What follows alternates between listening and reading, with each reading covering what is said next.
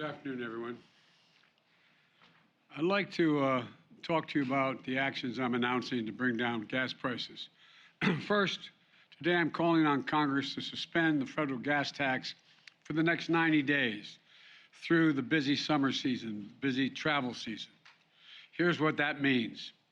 Every time you go to the gas station to fill your tank, the federal government charges an 18-cent tax per gallon of gas that you purchase and a 24-cent tax per gallon of diesel you purchase. It's a tax that's been around for 90 years. It's important because we use it for the Highway Trust Fund to keep our highways going. But what I'm proposing is suspending the federal gas tax without affecting the Highway Trust Fund. And here's how we do that. With the tax revenues up this year and our deficit down over $1.6 trillion this year alone, we'll still be able to fix our highways and bring down prices of gas. We can do both at the same time. By suspending the 18-cent gas tax, federal gas tax, for the next 90 days, we can bring down the price of gas and give families just a little bit of relief. I call on the companies to pass this along, every penny of this 18-cent reduction to the consumers. There's no time now for profiteering. There are a number of other proposals by Democrats in the House and the Senate, and I hope my call for action can help move those proposals forward as well. But we can also cut gas prices even more in another way. That's why the second action I'm taking is calling on states to either suspend the state gas tax as well or find other ways to deliver some relief. State gas taxes average 30 cents per gallon. Already, some states have acted. In Connecticut and New York, the governors have temporarily suspended their gas tax as well.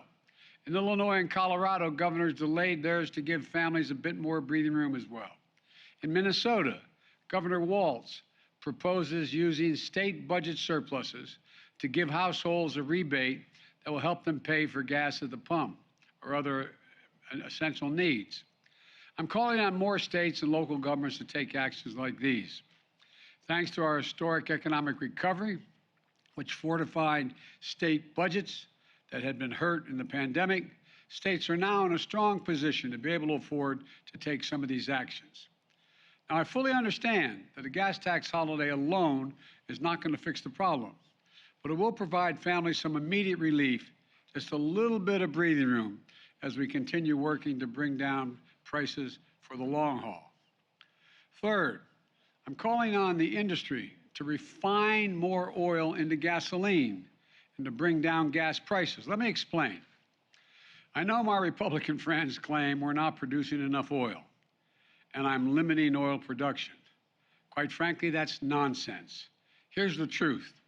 Just this month, America produced 12 million barrels of oil per day. That's the highest, that's higher than average under my predecessor. And we're on track to set a new record for production next year.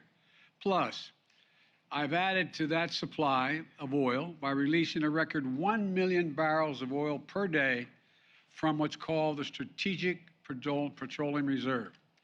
In fact, I just led the world to coordinate the largest release of global oil reserves in history, including from other countries. In total, that's 240 million barrels to boost global supply.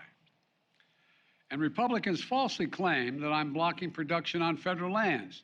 But again, that's nonsense. Industry has more approved permits for production on federal lands than they can possibly use. That's a fact.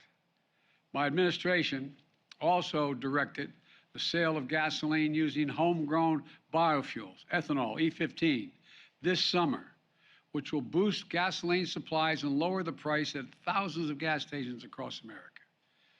And I welcome the recent announcement from what's known as the OPEC Plus, a group of nearly 24 oil-producing nations, to increase global oil supply. The bottom line is we are setting records in terms of American energy production. We're supplementing that supply with the release from our oil reserves. So the issue isn't oil production alone. The problem is the refining of that oil into gas at the pump.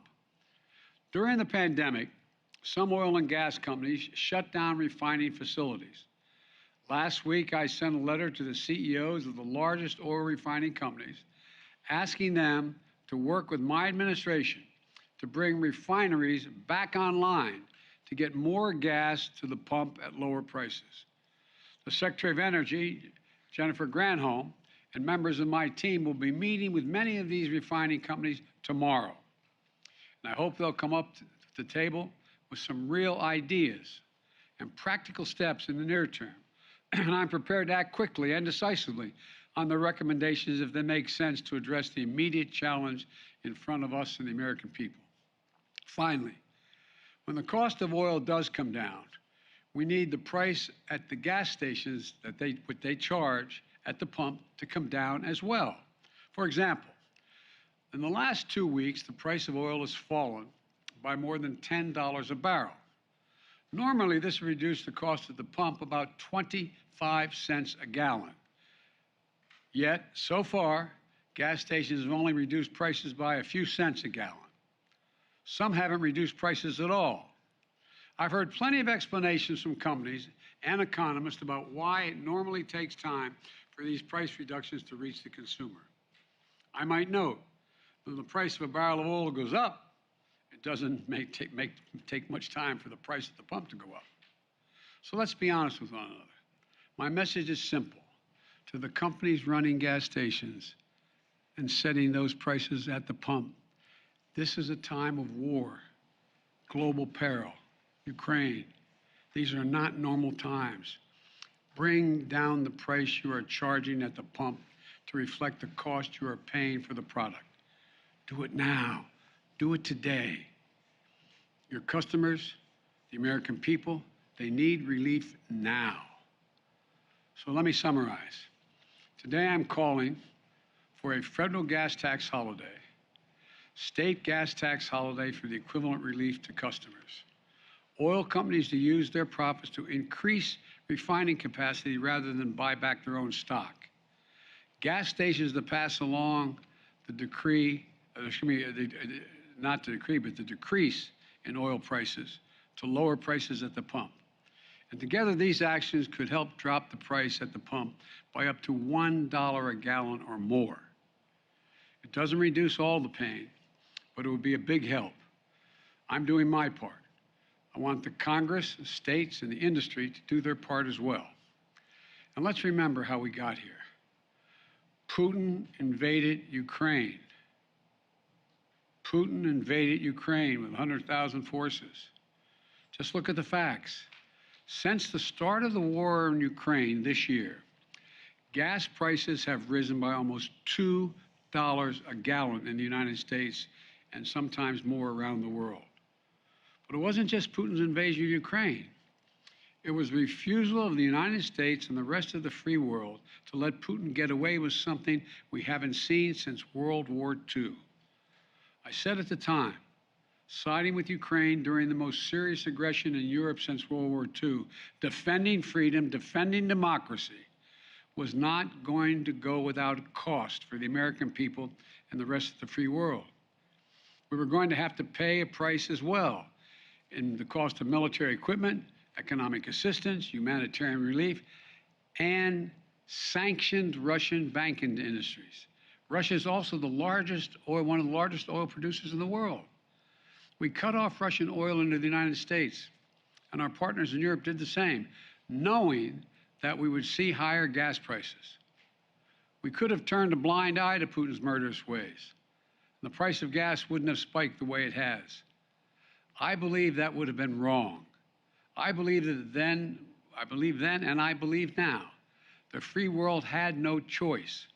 America could not stand by, and the West could not have stood by, although some suggested at the time, and just watch Putin's tanks roll in Ukraine and seize a sovereign country.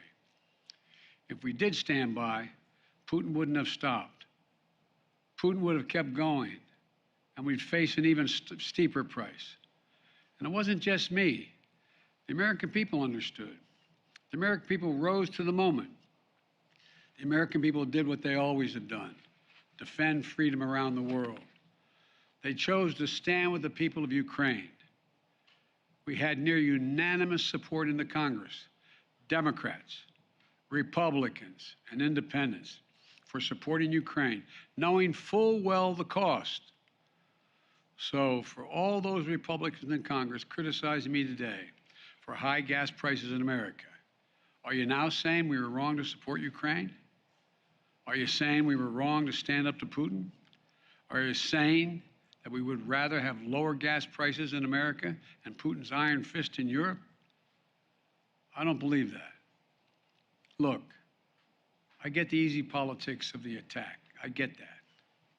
But the simple truth is gas prices are up almost $2 a gallon because of Vladimir Putin's ruthless attack on Ukraine, and we wouldn't let him get away with it. We're doing everything we can to reduce this pain at the pump now. And if those experiences have shown us anything, it's that we need to grow and harness more energy here at home. Let's lower the price of electric vehicles so we never have to pay at the pump in the first place. Major auto companies are preparing for 50% of future sales to be electric vehicles by 2030, 100% by 2035. We're already building secure supply chains to build these electric vehicles here in America. And we're investing almost $100 billion in public transit and rail. For all the studies show that it will take millions of cars off the road and significantly reduce pollution if there's a serious transportation system available.